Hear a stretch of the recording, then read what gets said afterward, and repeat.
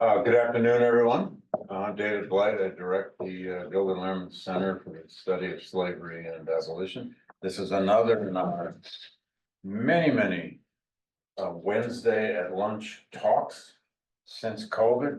We've put them all out online to the dozens and dozens of you out there. We welcome your questions. In the room today, we have about a dozen people who have all introduced themselves to each other already. I just want to say real quickly that GLC is sponsoring a major event on Saturday, November 8th, beginning at 10 a.m. It's called Public History in Authoritarian Times. We're going to do some comparative history with other places that have experienced this, like South Africa, Germany, and the United States before. And then a special panel indeed on the Smithsonian, the National Park Service, and what's going on right now. And we have 3 or 4 dozen public historians of all sorts from all over the American landscape who are coming for this. So please join us. It's open to the public for the whole morning program, Saturday morning, November 8th. But we're here to hear from Michael Butler. And Ed Ruthermer just walked in, so he's already got probably one questions stored up for you, Mike. Ready to go. Michael is our full semester fellow right now. We're thrilled to have him here. We did a major conference at his institution, Flagler College, in 22 or 23? 23, right. Okay, 2 years ago. Flagler College in St. Augustine, Florida. If you've never been there, it's a gorgeous place, the college and the town. Do go. Next time you're in Northeast Florida, check it out. But Mike has a fascinating background and a fascinating topic. He grew up right near Mobile, Alabama. He was a BA student at a Jesuit school in Mobile called Spring Hill College. Did his MA and PhD at Ole Miss. That's the University of Mississippi for New Englanders who don't know. He studied with some great Southern historians, Ted Omby and Charles Reagan Wilson, among others. Did his PhD in Southern history, did his MA thesis, if I do say so, on a topic called Dixie Rock. This man's an expert on rock music, especially Southern style. Read his essay in the journal Southern Cultures on Southern rock and the civil rights era. Dynamite. Written many journal articles and the book, Beyond Integration, the Black Freedom Struggle in Escambia County, Florida from 1960 to 1980. One of those great local studies that has come out of civil rights scholarship. He taught for, I don't know, 7 or 8 years at Southern Georgia College, and now has for many years been at Flagler, where he is the Kenan Distinguished Professor of American History. And again, we did a very special conference that Michelle and others here organized with Michael, who was our director, our Sherpa in the politics of history in the state of Florida, circa 2023 and since. We learned that he is a legend at Flagler College, always edging up against the envelope of what one can do and succeed at in a Florida private university or college. But anyway, he's writing a book here with us on a monument, a Civil War monument, a Confederate monument in St. Augustine, from its unveiling or its conception all the way to its removal and recontextualization and all of that in 2020, I believe. So great topic. Local meanings that have national meanings, I think, for this particular story. So with that, Michael, we'll munch some lunch and listen to you. Sounds good. My mantra is usually to under promise and over deliver, but with that introduction, I think we're complete. I think that's good. Thank you all for coming. Okay. Cookies are over. No, I'm excited about being here, and I really want to thank the center for hosting me. It has been a tremendous experience on a professional level, but also a personal level. You know, getting to know the great folks at the GLC, and thanks to all the people at Flagler who have permitted me to be here for an entire semester. It has been really fulfilling and really productive, and that's what I want to talk about today. The topic is going to be conversational. It's going to be part lecture, as David has told me, it's probably going to be part sermon. It'll be a little bit of a lot of different things, but it is just to flesh out some of these ideas, concepts, and the history of a local monument that reflects greater national importances, meanings, and sometimes informs those debates. So with that in mind, I'm going to go ahead and start. So the fellowship has allowed me to make substantial progress on this project, which, I've said is using a local monument to tell a story of national importance concerning race, myth, and historical memory that remains relevant in contemporary America.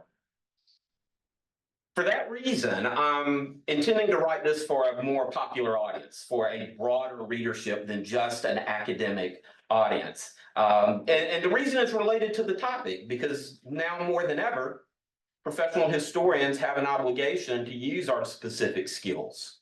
A close reading of primary sources, honest critical analysis, clear writing and concise reasoning, to distinguish between fact, heritage, nostalgia, and engage the public with how those consequential differences to illuminate local stories and how they reflect and sometimes inform national events. Now, my challenge is to take this entire manuscript project and condense it into 45 minutes or fewer, and that's just impossible. So my intention is to touch upon what they all say. That's what they all say, right? And so my intention is to touch upon some of the themes, some of the through lines that connect the text from start to finish, introduce the concept of a long civil rights movement, and highlight my project's most important research findings. But first, a quick word on Florida. Context, context, context is what separates the professional from the amateur, in my opinion. And his work on Florida's Black freedom struggle, historian Paul Ortiz addressed the concept of Florida exceptionalism. Florida exceptionalism is the belief that the state is somehow outside of, maybe even above, the typical national narrative. That Florida is not quite Southern, and it's not quite American. We've got the Sunshine State, the Space Coast. We have Mickey Mouse and oranges, and Miami. What to make of that? Yet, as he and others, including myself, have argued forcefully, the concept of Florida exceptionalism is a historical fallacy. Yes, St. Augustine is unique in several ways, due primarily to its era of Spanish colonization. St. Augustine is the longest continuously inhabited city in the contemporary United States. Inhabited and inhibited. We are uninhibited, David. So thank you for the correction. Sorry. 1565 is the starting point. It's even in the city logo. The Spanish origin is key to understanding place, space, and demographics in 19th century St. Augustine. But the state was definitely part of the secessionist South, and its history anticipates greater trends at both the regional and national levels. The state is different, but not exception. And its oldest city does play a key role in understanding this confluence of race, memory, and history pertaining to our most destructive war. Scholars who reject Florida exceptionalism often move the state from the periphery of larger events and closer to their center, and the Civil War is a case in point. In Florida, for instance, it is the third state to secede from the Union, 1 day behind Mississippi, 9 days ahead of Georgia. In St. Augustine, the only exceptional trait that city leaders exhibited was a passion for secession. It was the first city in the state to endorse secession and ratify the 1865 Constitution, which followed. There were 4 military units that came from the city, including the B Company of the Florida 3rd Infantry Division, which is the St. Augustine Blues, whose flag is on the screen now. Their slogan was "Any fate but submission." It ended up being a little bit of false advertising. Because on March 11, 1862, the city surrendered to Union forces without a shot being fired. And it's occupied for the remainder of the war's duration. Here's actually a photograph of Union forces encamped in the Castillo de San Marcos, which is, at the time was Fort Marion, right? It's an interesting period because it's occupied so early that there are a large number of secessionists, rabid secessionists, including members of the St. Augustine Blues, who left the city, and a lot of Unionists and free people who flocked to the city for that protection, which is going to make that history so much more important. So I wanted to shift gears a little bit and fast forward to 1897. That is the year that this postcard was developed. Now, as a function of the Spanish Royal Ordinance of 1573, King Philip II mandated a central plaza as part of the official structure for all of Spain's colonial towns, right? The plaza, therefore, is the center of political. The government house is located on its westernmost side. Religious, the Basilica of St. Augustine, of course, is around the square. Commercial and economic, the slave market, which was later constructed, right? So on every level, civic level, the plaza is the heart. It was intended to be the heart of the city. By 1897, then we see this Confederate obelisk in the very middle. How do we get from occupation to celebration of treason in such a short period of time? And these are questions that historians continue to grapple with, right? These issues became of national importance because of events that happened outside of the state. We can talk about the national reckoning that came in 2015 after the massacre of 9 African-American worshipers at Mother Emanuel AME Church in Charleston, South Carolina, where the flag became the most important, the Confederate battle flag became the most important contested issue. And we had the emphasis shift to Confederate monuments after the Unite the Right rally in Charlottesville, Virginia of August 12, 2017. Remember that entire white supremacist defense was to protest the removal of the Robert E. Lee statue in that city from a public place. In St. Augustine, there was a response to this, and it was orchestrated, organized, and personified by a minister named Ron Rawls. He is the minister, was the minister of St. Paul AME Church in St. Augustine. And he is the person who most effectively questioned our monuments' appropriateness in the town plaza of an international tourist destination, voiced Black perspectives on what it meant to them, a reminder of your powerlessness and second-class citizenship, the reminder on a daily basis. And he was the catalyst behind eventual organized protests of the obelisk in St. Augustine. Now, after the Unite the Right rally, after the murder of Heather Heyer and this national reckoning, Reverend Rawls asked the city commission to host an open meeting on the topic, and that was held on August 28, 2017. 4+ hours, public comment, 73 speakers. The response was tremendous, and it was incredibly contentious, as you can imagine. I've talked to city leaders who were involved in this decision, and many of them were taken aback by just how passionate people were in both defending and voicing their objections to the presence of the monument, to the point that on August 23rd, 2017, the city manager, John Regan, proposed a recommendation that the city commission accepted to tell a quote-unquote more complete story of the monument through contextualization. It was determined and announced that it would not be moved, but we are going to contextualize it. There was an application process that was announced. There would be a 7-member committee chosen. I applied. I tell that story more in one of the later chapters. And And this is how I was introduced to the historical topic of the monument, right? Because I was chosen. The committee, despite that fact, was otherwise deliberately composed and a representative committee of St. Augustine, the community. We had 3 African-American members, 4 white members, African-American positions of leadership, 4 women, 3 men. Across the board, though, it represented educational expertise and professionalism in the fields of history, public education, public service. Now, later chapters in the manuscript tell this story. But as I said, it was the beginning of my fascination with the monument's history. The committee met twice a month for 2 hours at each meeting in a public forum that was recorded. Videos still exist. And we always solicited community feedback after the day ended, which was always entertaining and sometimes fascinating. Each member had a role to play. And I think that mine was to stay focused, to keep the committee focused, to keep myself focused on 2 driving questions that our group had to address.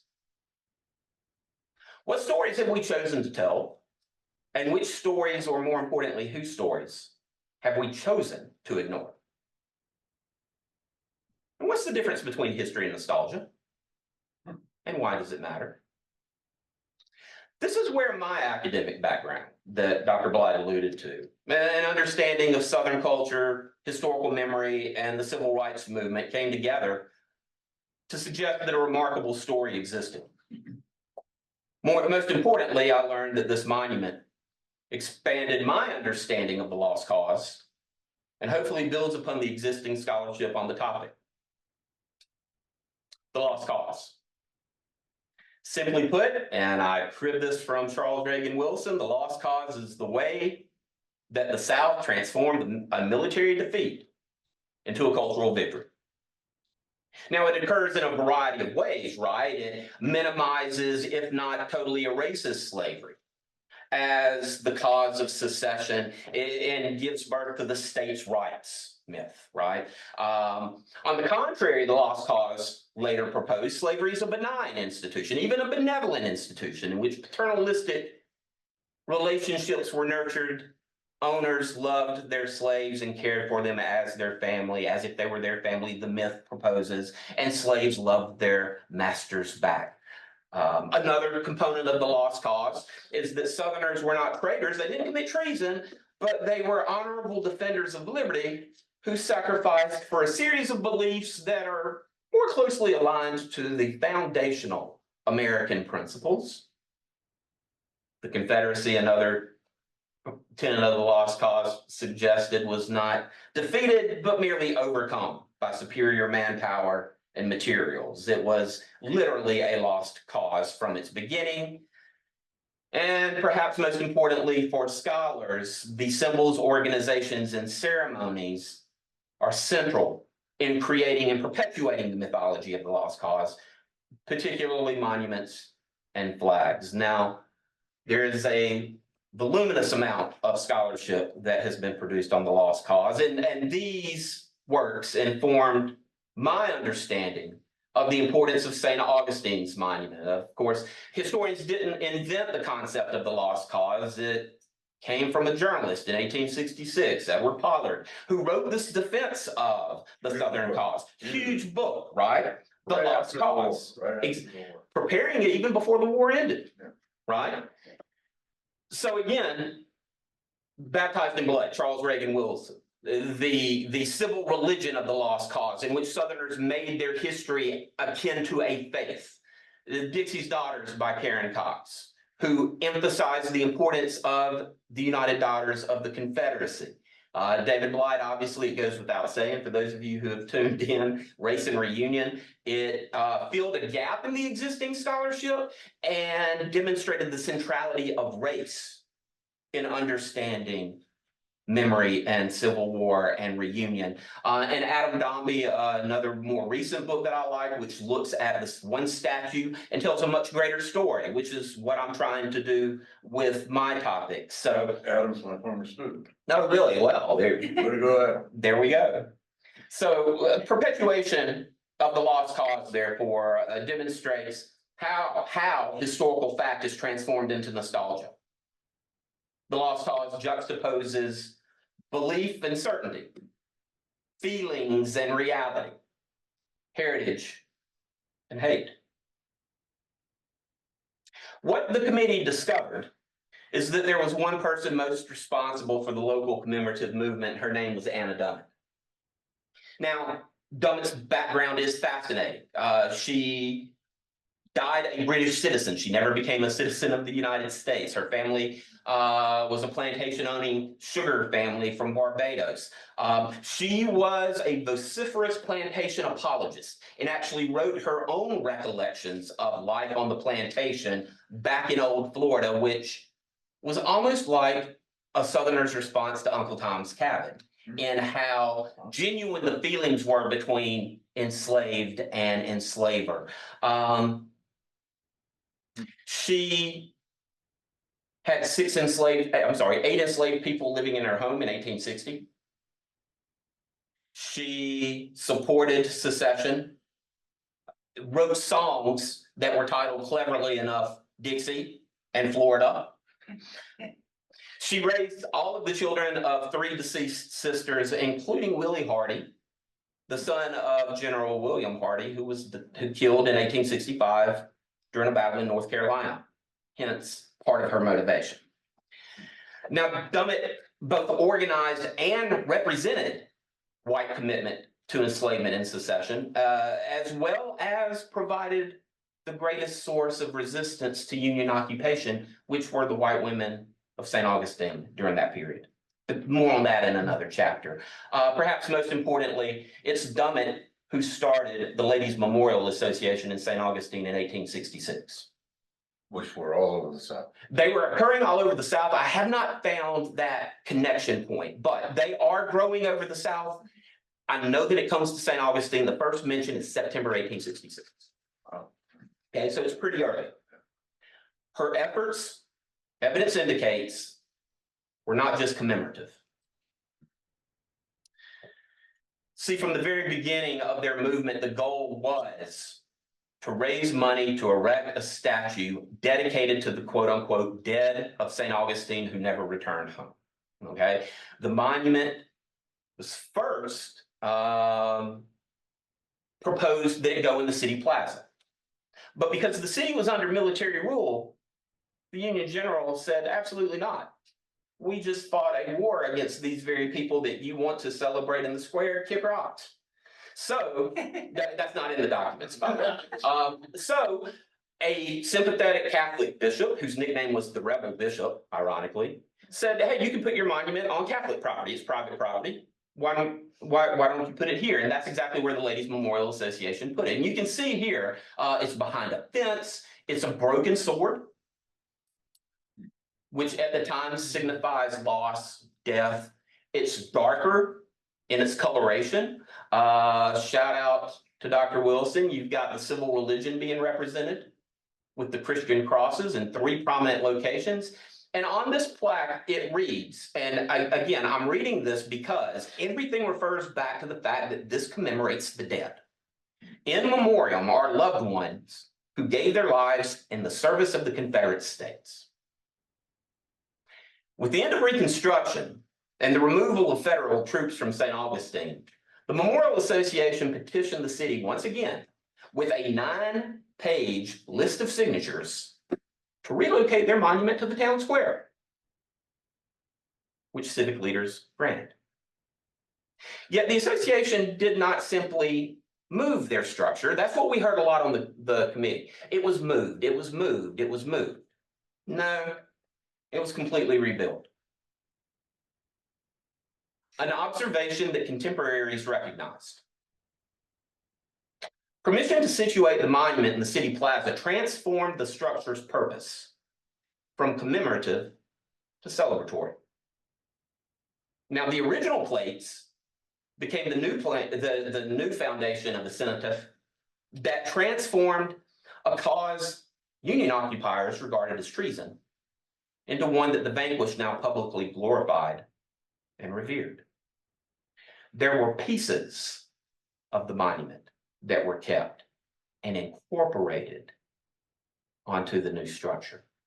Even the coloration, I think, is interesting because it went from a gray, morbid, inaccessible monument to one that is a beacon of light in the middle of the plaza, literally, that anyone can walk up to and touch. What did the new plaques read? Again, yeah, it's hard to read. Maybe I'll make this out. They, on the left, they died far from the home that gave them birth, by comrades honored and by comrades mourned. In the middle, northern side, was a plaque that simply read, "Our dead." And on the right, they have crossed the river and rest under the shade of the trees. During the committee's deliberation, what we kept hearing over and over and over again was that this is not a lost cause monument because the lost cause monuments were built toward the end of the 19th century and into the 21st century. There's no man, there's no name, there's no one who is deified by this monument, so therefore it can't be a lost cause monument. Well, David, in 1872, it was intentionally dedicated on the 9th anniversary of Stonewall Jackson's death.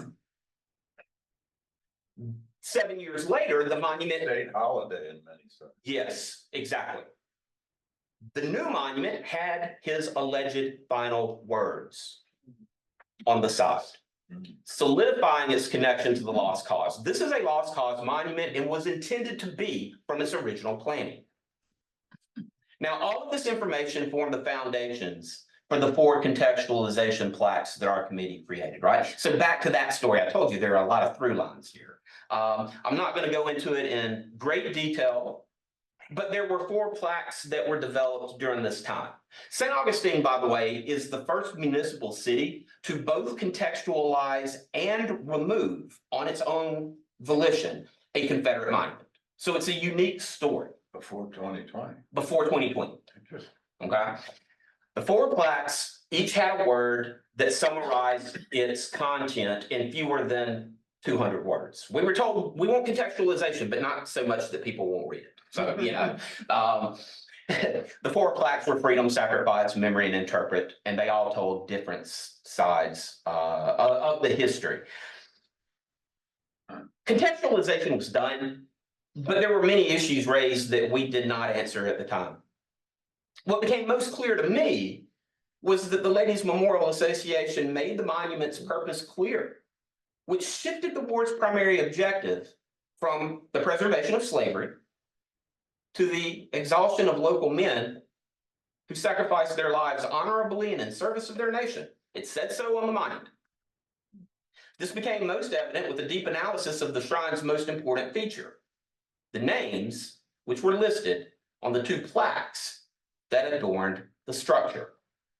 Now, events would later transpire, which I'll later mention, that made me want to learn more about those names. So I dove into those records. This was one of the features that I sort of holding back on. These 2 plaques contained 23 names each of St. Augustine's Confederate dead. As the community is literally torn apart at times by debating who these people were and why they should or shouldn't be commemorated, what I wanted to do as a historian is dive into who these people are. And what I found was pretty interesting. Commemoration of the men from St. Augustine who died during the war, who were called at the time the gallant and unfortunate 46, provided the LMA as primary justification for all actions related to the structure after its initial installation. Yet nostalgic commemoration rarely makes for good history, and scholars must work with the primary sources that are available to them. When all of the attainable sources are explored and analyzed thoroughly, then, a more fascinating picture emerges about the names listed on the St. Augustine Confederate Monument than its sponsors divulged. So now we'll get to the point of the presentation that I like to call reading. And because the information is so important, I didn't want to mince words or mislead with any erroneously stated facts. With this accent, I think it's easy to do sometimes, Dr. Black.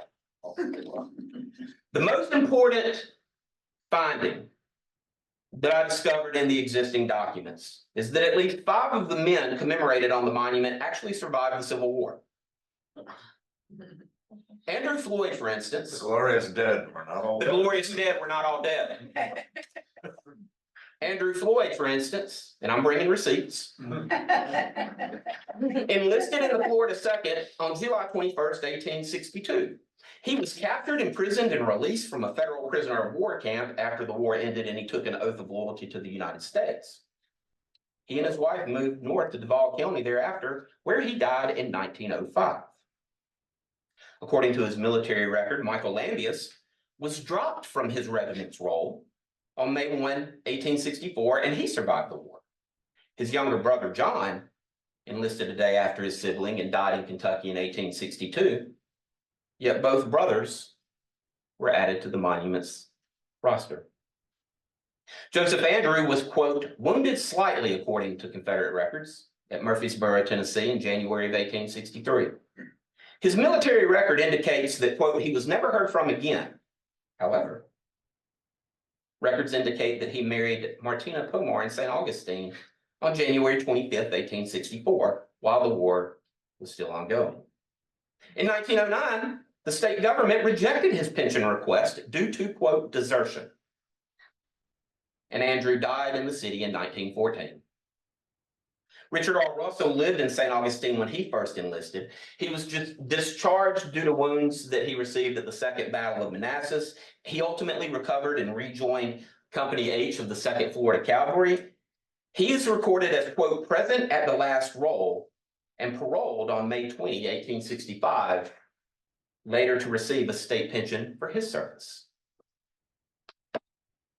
Furthermore, the 2 tablets do not list the name of every man with a direct connection to the city or the greater county who died while enlisted in military service during the Civil War. This is something that I stole from David. I'll be honest with you, at least in terms of the mindset, right? Whose story we don't tell is sometimes very important. The monument does not list the name of the 12 African Americans born in St. Augustine, for instance, who died fighting for the U.S. Army or Navy during the Civil War, nor does it record the name of the city's white Unionists who perished during the conflict. The monument was never meant to commemorate their sacrifices, so all references to such that the structure's supporters made from its inception forward only applied to those who died while in service to a slaveholder's government.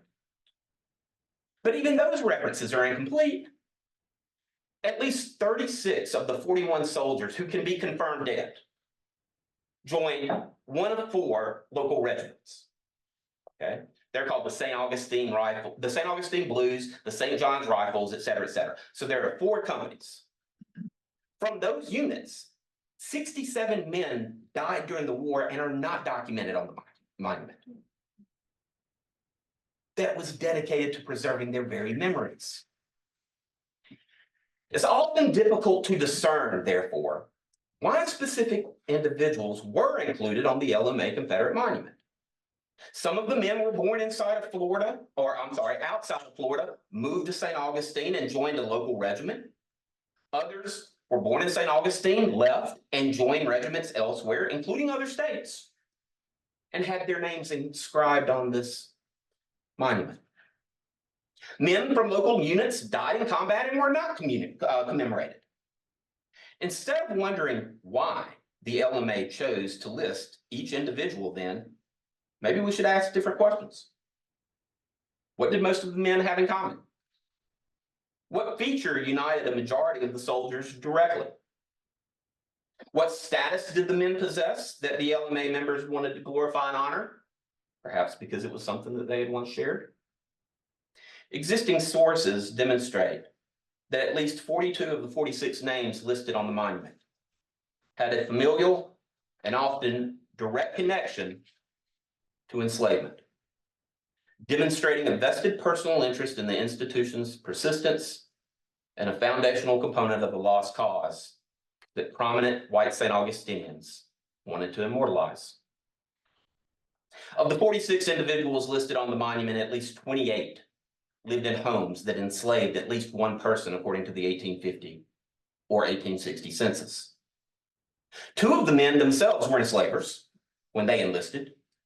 12 others married into families of slave owners or had family outside of their own households who enslaved Black people. Now, this is not surprising, as one of the facts that I discovered in a local newspaper around this time stated that 96.8% of all taxable property in St. Johns County were enslaved people. 96.8% of all taxable property in St. Johns County were enslaved people. Only 2 of the individuals inscribed on the structure that I could find, Andrew Floyd and Bartolo Pinkham, are clearly identifiable in census records as neither owning slaves or having a possible connection to enslavers within their families. So what does this all tell us? That the illuminates statue was, from its earliest conception, a shrine to both the lost cause and the system of Black enslavement, central to the concept's creation and subsequent veneration in Northeast Florida, a phenomenon which eventually engulfed the entire region. You know, this monument illuminates the mutual dependence of race and reunion and how those concepts influence the nation's collective memory pertaining to the war's meaning into the 21st century, when the relevance of a long lost cause became abundantly clear.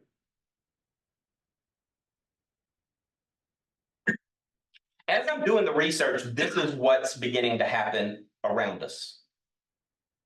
May 25th, 2020, George Floyd, in 9 minutes, 29 seconds, narrated his own murder, sparking a global protest that became labeled the Black Lives Matter movement. In St. Augustine, talk about when history and reality begin to merge. The protest in St. Augustine was not against police brutality, it was against the presence of the monument. That became the focus of the local Black Lives Matter protests. As it did other places. As it did other places, right? So once again, a local monument tells a national and even international story.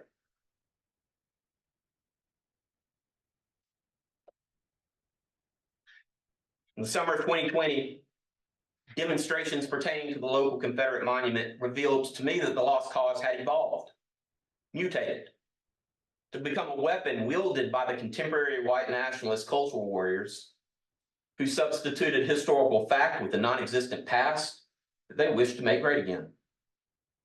In this world, dead Confederates became American troops who deserved the same adulation of any other fallen U.S. soldier, and their defenders served as a last line of defense against the faith and freedoms that the liberal Marxist elite, in their minds, wanted eradicated.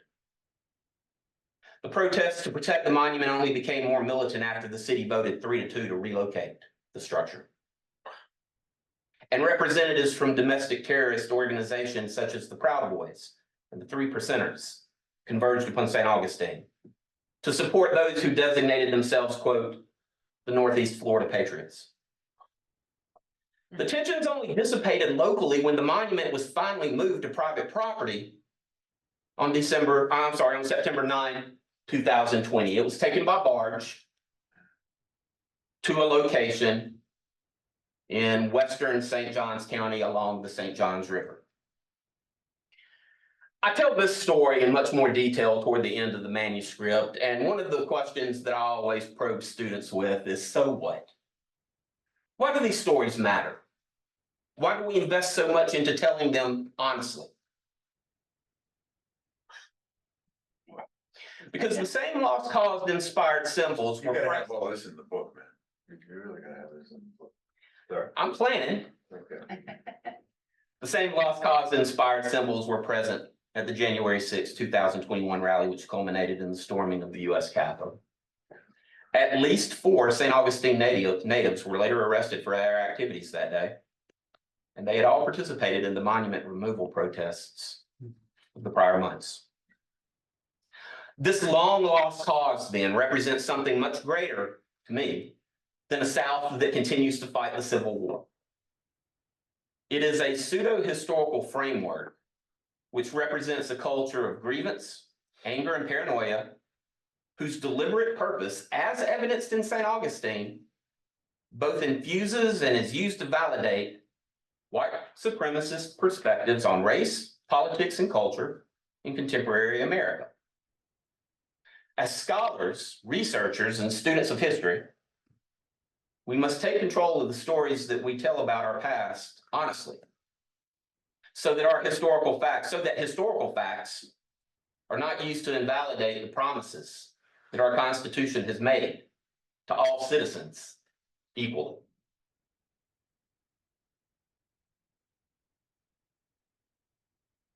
The commemorative landscape often reflects the political landscape, and that's evident through an examination of St. Augustine's Confederate Monument and the long-lost cause that it embodies.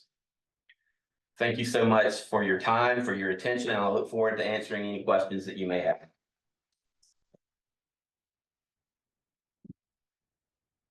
Bravo, so Michael. Hey. Let's open this up to the room. Yeah, absolutely. I have several comments and questions, but let's open this up to the room first. And then out on, and Michelle is probably monitoring the questions from out. Yes, Ella. Hi, thank you so much for your talk. I'm a PhD candidate studying Civil War memory, so this is really, really fascinating to me. And I'm curious about kind of the contextualization process and the putting up of the plaques, because that's often one of the things that is thrown out when people say like, oh, well, we don't want to take the monuments down, but let's, provide some context for people to understand. Do you think that people read the plaques, or and not to be, not to sound flippant, but what do you think kind of is the balance between having contextualization, but still having this kind of like striking, like physical presence of something that is known to kind of represent the Confederacy? That's a great question, Ella. First and foremost, one of the things that I said when we had our first meeting is that if the city wants contextualization, be careful what you wish for. Right, because contextualization doesn't really care about how it makes you feel. If we need to contextualize this, let us do our jobs. People have problem with contextualization because they didn't like what contextualization realized. Then it was, you're giving too many words. And then there was a phrase about how memory, for some, means that this statue represents white supremacy. To some, this is what it represents. That caused a huge brouhaha. The mayor actually, not the mayor who relocated the monument, but the mayor who chaired the contextualization, she actually voted against contextualization because the public backlash was so great. Now, Ella, what I will say is that after the committee voted, and it was another, I believe it was a 3-2 vote to put the contextualization plates in, months went by. It literally happened in the middle of the night. I received a text from contextualize. we're going to contextualize it, but we're going to no idea when it happened. What I will say is that because St. Augustine is a town that depends upon tourism to a great degree for its economy, so people come there to read and see history. So one of the few regrets that I have about relocation is that every time I would go to the plaza, there would be people reading the plaques, right? And that was part of I don't care if you agree with it or not, you're reading it, right? And that was the point of the contextualization. So I don't know if that's unique to St. Augustine because of the way that it markets itself, but the plates were read. Not that my opinion mattered, but when the removal happened, my suggestion was to leave the contextualization plates there and remove the monument. So that people have to ask themselves, what is this about, right? But the plates were moved as well. So great question. Contextualization in and of itself was a precursor to 2020 because we had people who showed up during public, they were rallying against contextualization, especially some people that they had called out as liberals, right? And saying we were politicizing the process while they were wearing their MAGA hats and Revenge of the Deplorables t-shirts with Confederate flags on them, right? So there's a much deeper story about that. But contextualization in this instance seemed to fulfill what city leaders had hoped that decision would fulfill. Fantastic, thank you so much. Oh, thank you. Yeah, yes, go ahead. So you talk a little bit about how the contemporary kind of right-wing domestic terrorists and white nationalists engage with the monument. I'm curious, given that St. Augustine had kind of a prominent Klan presence during the 60s and then obviously during the big resurgence in the 20s, how were people engaging on the far right with this monument at that period? Oh boy, you're touching on something that is in the middle chapter, which is the civil rights movement in St. Augustine, because there is a huge Klan and Catholic Klan. Yeah, that's not an oxymoron in St. Augustine. Catholic Klan. Yeah. Not by 60. That's. They called themselves the Ancient City Gun Club. It was because they couldn't officially join the Klan, so they formed their own Klan because they were Catholic. And anyway, it's all confusing. But Dr. King and SCLC, as I think you're alluding to, they come to St. Augustine. Yeah. Dr. King is in St. Augustine when the Civil Rights Act passed. Right? So there is a legacy here. One of the rhetoric, one of the rhetorical devices of the right wing is, yes, they use the familiar phrases. This is heritage, not hate. This is an attack on our memory. This is an attack on tradition. These are Americans. They do a lot of, these are veterans. Yeah. And we can't desecrate the memory of veterans, Soldiers with valor. They were soldiers with valor, right? They weren't Confederates, and they do this rhetorical trick about the federal government has recognized them as Americans. They're not Confederates anymore, which is another fallacy, another historical fallacy. But one of the things that they used was St. Augustine's history. They actually claimed Martin Luther King's legacy was on their side. I know, right? That was my reaction too when that argument was made. That Dr. King sacrificed, and he has a presence in this city, the Civil Rights Act, so that we can all get along as American citizens, and he would actually tolerate this monument because Dr. King was about tolerance. Don't you want to honor the memory of Dr. King by supporting us with this monument? So it gets, there's that rhetorical trick of, we're the new civil rights martyrs. You're trying to tear down, we're trying to unite and build up, which is a literal quote, okay? With the increasing militarization, you can literally see it. A journalist at Flagler College, Tracy Eaton, actually gave me videos, about 20 hours of videos that he recorded from the protests over the summer. And you literally see them getting more militant as the city starts putting up barricades and barriers to the monument, getting ready to move it. They are showing up in body armor and cameras and the 3% patches. So it's getting to the precipice of this. And there is some violence. One of the monument engineers that removed it was actually attacked and hospitalized, right? He didn't press charges because he didn't want to inflame the situation. So that's a long way of answering your question, that they're doing it rhetorically, based on local history, and they're becoming in real time more and more aggressive as they see the monument being prepared for removal. Part of there were rumors floating around about dead bodies buried under the monument, and it's disturbing a graveyard. It's just some wild QAnon, and QAnon flags do show up in St. Augustine during these protests from the right. So there's a lot of things going on that really blow up with January 6th and kind of, to me, come to fruition. And if you can get some bones under that monument. Oh boy. But we don't know, David, because the city won't commission an exploration of what's under the monument. I wasn't suggesting you should. Please, two more questions right here. Go ahead. I guess I was curious, you said that in this sort of moment right after the war, or really like right after occupation rather, that a much larger white unionist and Black population flocked to St. Augustine. And all this commemoration is also happening very soon after that. Can you talk a little bit more about any either alternate forms of commemoration for Union soldiers or for Black Americans, or just response to the commemoration in that moment? Great question. In the city minutes, okay, so there are a couple of levels here to the question that I think are really good. Because there is a void of secessionists, basically, who were in St. Augustine during occupation, there's one group that really unites and protests against the Union occupation, and it's the white women of St. Augustine. They are a constant thorn in the Union side. Okay, they get down to a couple of shenanigans that I write about. And there is actually a decision made by the military commander on 3 different occasions to ship people out of St. Augustine whose families belonged to the Confederate Army. Right? They are literally shipped to Savannah, to South Carolina, to Confederate lines, and basically told to get out. Now, it's equated in St. Augustine to the Benjamin Butler decision order, and they're saying that St. Augustine has its own Beast Butler. Yes. And contemporaneously, right? It's in 62. And just a few weeks after that, St. Augustine does the same thing. So women are, and they're actually openly mocking their men.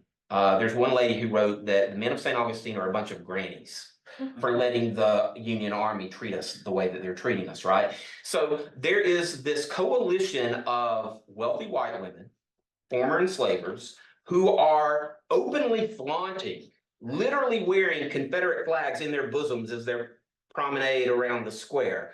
So that's the nexus of the LMA, right? Yeah. Now, your question about what happens with Union commemoration after the fact is that in the city minutes, when Dummett and the LMA go back in 1879 and say that we want to move the monument, there is a Union veteran who wrote a letter and said, the only way that I would be okay with this is that if you erected a monument to the Union support in St. Augustine. Now, it was ignored. It was ignored. But there was a recognition by people on the city commission during Reconstruction that we can't allow this to transpire. After the fact, with the local elections of 1877, that changed. That changed. But there were still people in St. Augustine that said, yeah, if you're going to do that, then why can't we have something that commemorates the Union sacrifices from St. Augustine? Interestingly enough, that became a rhetorical device to relate to the previous question in 2017 and then later in 2020, is that instead of moving the Confederate monument, why can't we just erect a monument to other people so that everybody has their monument? So there is this recognition, great question, but there is a recognition throughout that these are the only people who sacrificed during the Civil War. What are we doing for everyone else? And the answer is a resounding nothing, because they don't matter. Yes, sir. Thanks for this. I have a medium to long compliment and then a couple short questions. Better than the other way around. It is. I think, I just want, thank you for this. I think, though you mentioned, and I know build on a great deal, many folks working on Civil War memory, I do think the contemporary stuff, whether it's January 6th, is, I think, really powerful and important and a sort of important next step. And the thing that to me resonates the most is why this matters. And I think oftentimes with my students, similarly, sometimes it can be a little frustrating to get stuck in the weeds of like, which exact part of a Robert E. Lee letter can we quote to justify or deny the importance of this. Well, we're not that arcane, are we? No, but I mean, that stuff matters, but I also think for a lot of, especially like, in high school, they were like, oh, sure. Right. Who's Robert E. Lee, right? That's why, whatever. But then the next part of like, but this actually matters to me, right? Like and this Mitch Lambton stuff about like, how do you explain this to a little girl walking past it today? And so I just wanted to really tell you how much I value that and sort of encourage you to keep pushing, even though maybe other people will read that and that'll be like, this is anyway. Yeah. The January 6th stuff, I wonder if it will become controversial, but I think it's worthwhile even if it becomes that.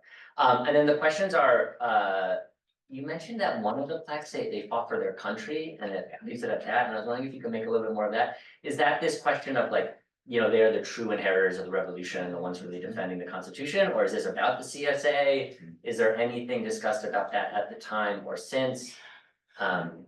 Do you mean the contextualization plaques themselves? No, I thought on one of the earlier plaques, you said, it just sort of very casually stated they fought for their country and then kind of like moved right on without any question of the fact that they did. That was the 1872, that was the first plaque that said that they fought for the fought for the cause of the Confederate States or some such like that. Oh, I thought I heard you say that. Yeah, I'm sorry. I thought. I may have been. I'm sorry, I may have No, misspoken. I too much.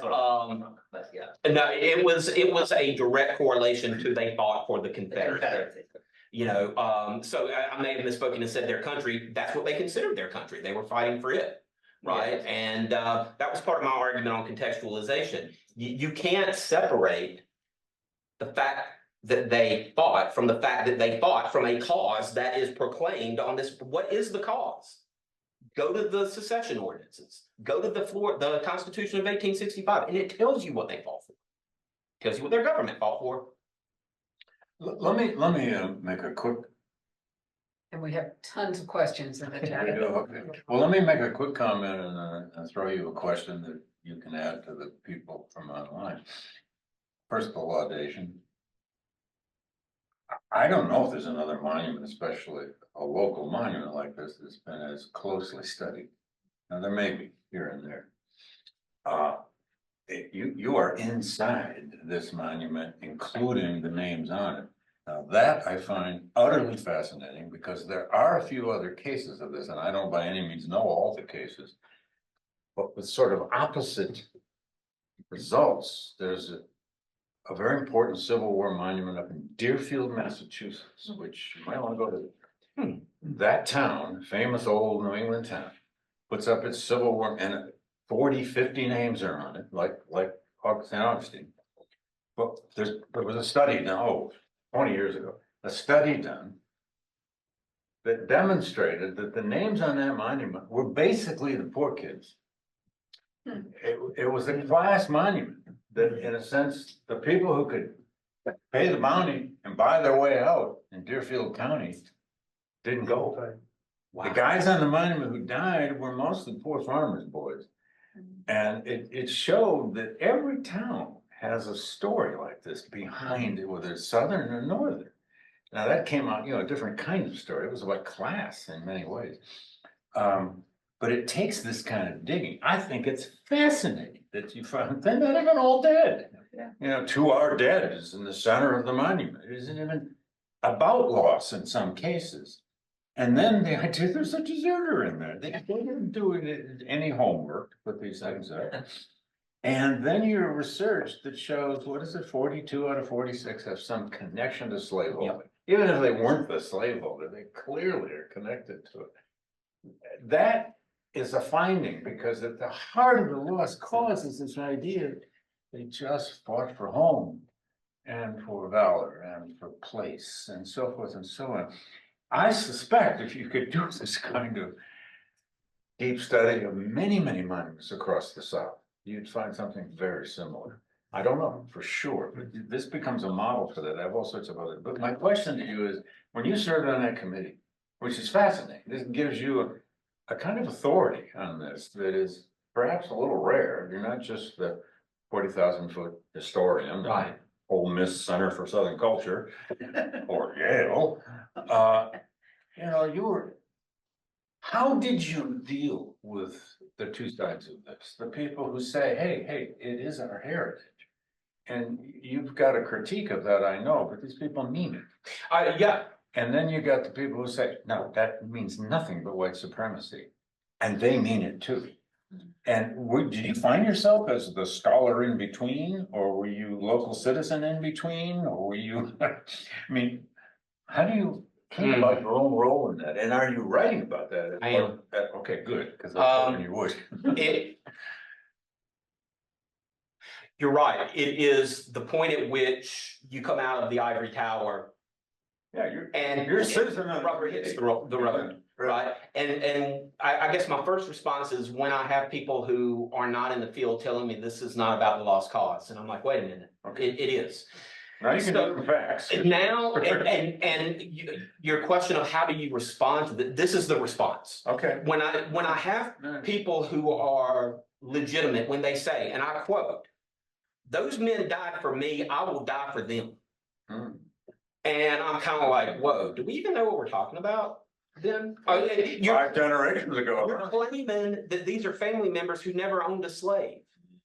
Well, is that true? I took it seriously because, Your research. right. But I take people seriously when they express a degree of historical ignorance that I once had, Okay, sure. right? You've been there. I've been there. I've been there. You come from someplace. I come from someplace. You don't know what you don't know. Yeah, right. So when people want to have a conversation about the meaning of this to them, Yeah. I'm willing to engage in that conversation and hear them, Sure. but say, there's another side too, Right. because I talk to African Americans who tell me that while that represents freedom for you, it represents oppression for them. And oh, by the way, location matters. If you want this preserved, have you thought about a more appropriate place Yeah. like Catholic property or a cemetery, Cemetery. Okay. right? So I'm willing, But they weren't all dead. they weren't all dead, right? And that's sort of the realization. When I found the denial of the pension request and it literally said desertion, I'm like, oh, I'm onto something.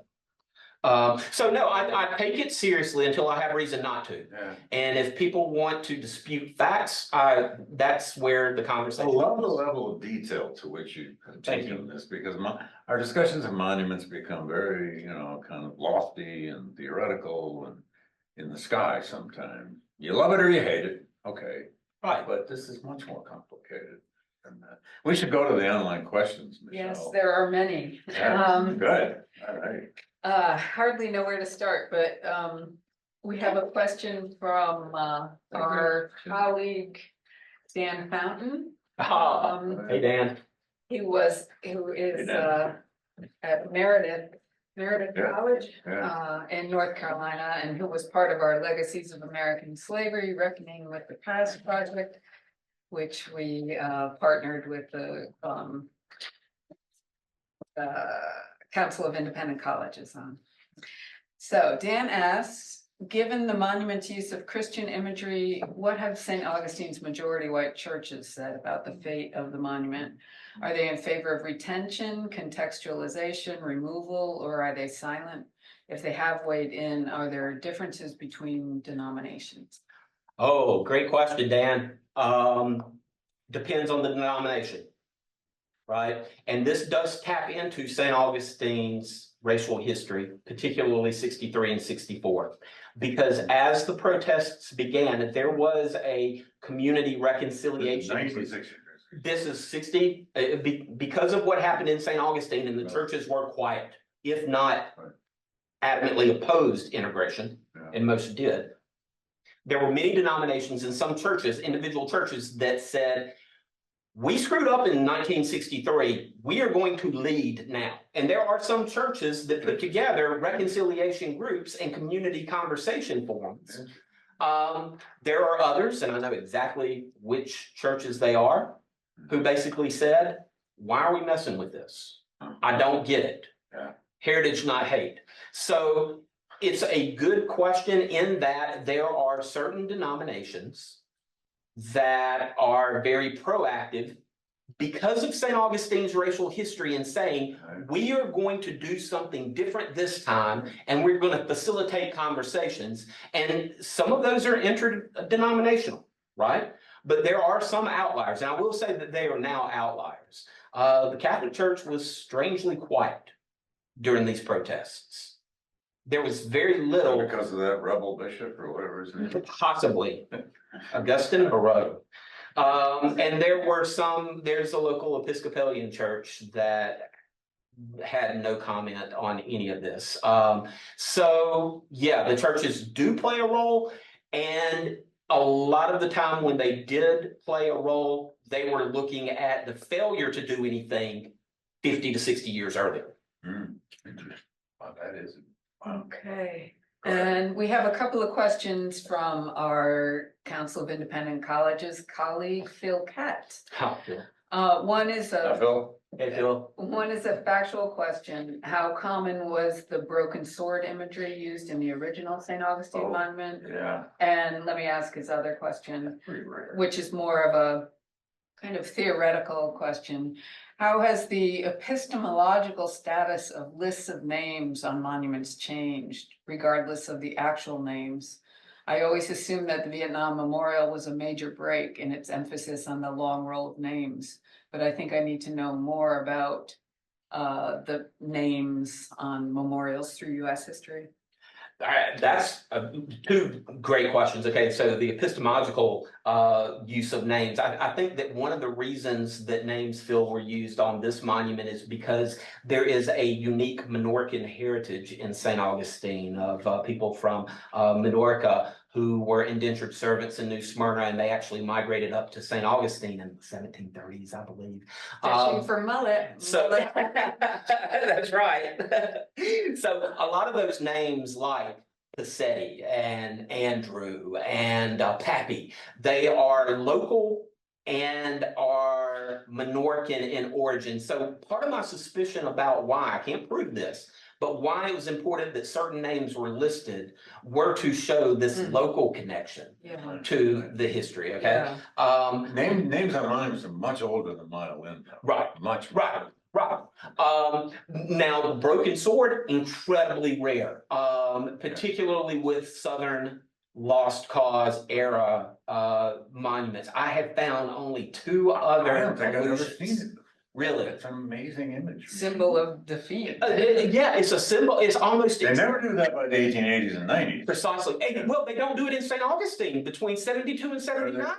Right, because it changed. You're right. Even the color goes from gray and somber. If only they'd stayed with that. Right, right. Okay. So incredibly rare. It's the first one where I have seen the broken sword, and I have never seen it described as a broken sword prior. It's described as a severed column. And I'm like, wait a minute, on the contextualization committee, one of the things that I said is that is a shaft, that's the shaft, broken shaft of the sword. That's a handle. They wanted it to be a column. They wanted it to be a column. Classical. Classical. Oh, gee. And we have a question from Deja Brabham, GLC Director of Education. She and her daughter are enjoying your presentation. I got a thumbs up from a 4-month-old. 4-month-old sleep. She wanted to ask if there are any reinterpretations of statues of contested histories that stick out to you as good models. Oh, Yeah, the EJI lynching monuments. I mean, and oh, by the way, around this same time, I think it Equal was Justice Initiative. the Equal Justice Initiative lynching memorials. The one that St. Johns County actually put up is the only EJI memorial, I think it was 2016, that was stolen and vandalized before dedication. So for me, those monuments tell the story most honestly of any monuments, memorials that are reinterpreted that I've ever seen, Deja. Another question from online, Jacob Finnegan asks, well, he says commemorative landscapes, especially war monuments and memorials, exert strong influence on public memory. How should historians confront state governments that are resistant to the revisionism of contextualization? There are also many stakeholders of public memory. Is removal of Confederate monuments in sensitive spaces like cemeteries or on private lands possible? Are placards and tour materials the best way to achieve the changes that several groups are looking for? In a word, yes. I think that's the right answer. I think that the first thing is that we have an obligation to engage with these debates publicly, right? Remaining in the ivory towers and writing newsletters that 5 of our colleagues will read. Public monument is by definition public. We have to Right. go out there. And we are equal stakeholders to other heritage groups, right? Because of the knowledge that we possess. Oh man, removal and relocation. It's really interesting because I think that the individual who dedicated their land is actually now at a fish camp in western St. Johns County. Yeah. And the person that dedicated their Fishing land camp? is literally a fish camp. It's called the Trout Creek Fish Camp. And they have done a great job of maintaining this area as a park. And I remember a city official said that that individual did us a favor because we voted to remove, and I don't want to get this wrong, but the conversation was being held to do something with the monument and remove it. But there's a period where they weren't sure exactly where it was going to go. Richmond has had a huge problem, as we may all know, with the famous Monument Avenue monuments, but they're in a kind of a back lot of a warehouse, I believe, and that's not a permanent solution. Yeah, for a while, it seemed like there would be a city storage lot where it would have gone. Yeah. But there's also, you know, the question that came up, I believe Daniel mentioned it, was the idea of what happens with removal. And part of the resistance was, because this monument is so old, if we move it, it's gonna collapse, it's gonna crumble, it's gonna destroy the monument if we try to tamper with it at all. And that's a very real concern. No, it is very old for American standards. Yeah, yeah. And maybe one last online question. Can you give us an idea of what kinds of discussions your students have? Have they changed over the last few years? Oh, wow, that's, what I have learned is that students can handle historical truth when it's presented with the facts running in front of them.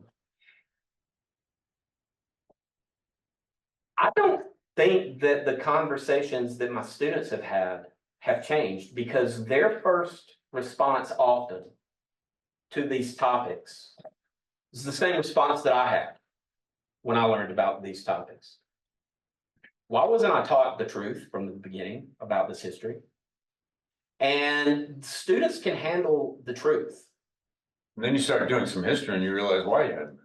And then you understand why you haven't been taught. And then you look at some of the contemporary political decisions that are meant to keep certain topics from being discussed in our history classrooms, and you realize that maybe the ignorance is the objective of the legislation to keep the topics out of classrooms. Sanctioned ignorance. Sanctioned ignorance is a good way to facing right now. So from my perspective, and it is, I do lead with look, I'm just like you as a student. I'm learning these topics. I'm learning about these topics. I'm learning more about these topics every time I do this. So this is not someone flying in from liberal land saying we are going to destroy your monuments and this is how we do it. I'm not here to tell you what to think. I'm here to teach you how to. You're the right one to do this book, actually. Well, we'll see. We will see. Well, we probably have, is there another one online that you? There's Okay, tons, but I can okay. share them with, We'll share them with the author. This needs to get a trade publisher, I think, or a publisher who's, even a university press, but who will let you have your voice in this, to tell your own story in this, which I think is important here. Mhm. A lot of studies of this, the author, disembodied, that's fine. But not in this case, you were on the commission. It reminds me of some, and maybe you should talk to him, some work James Young has done. Jim Young is one of the world's greatest scholars of memorialization, monuments, and so on. He served on the Berlin Memorial Commission for the Great Holocaust Memorial in Berlin, and the 9/11 Commission for that memorial. And he has now written about that at some length, brilliantly. And I can put you in touch. Jim taught at UMass most of his life.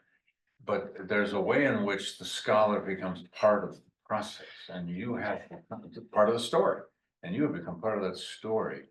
And but the story is paramount here, and it's convincing, Mike, to me that this local monument does have national meanings of all kinds here. The evolution of the lost cause, et cetera, its impact, its currency now, its revival now. Especially now that we're reestablishing monuments to the Confederacy that were taken down. Yeah, and we're facing the Heritage Foundation's efforts to control how we think historically. Thank you. Thanks for everybody out online coming today, and thank you for our group in the room. Michael, you're gonna get this book done, even if we have to kidnap you and keep you here. With no money. No money? Okay, the Flagler people like hearing that part of it, so. Oh, shoot, too bad. Thank you.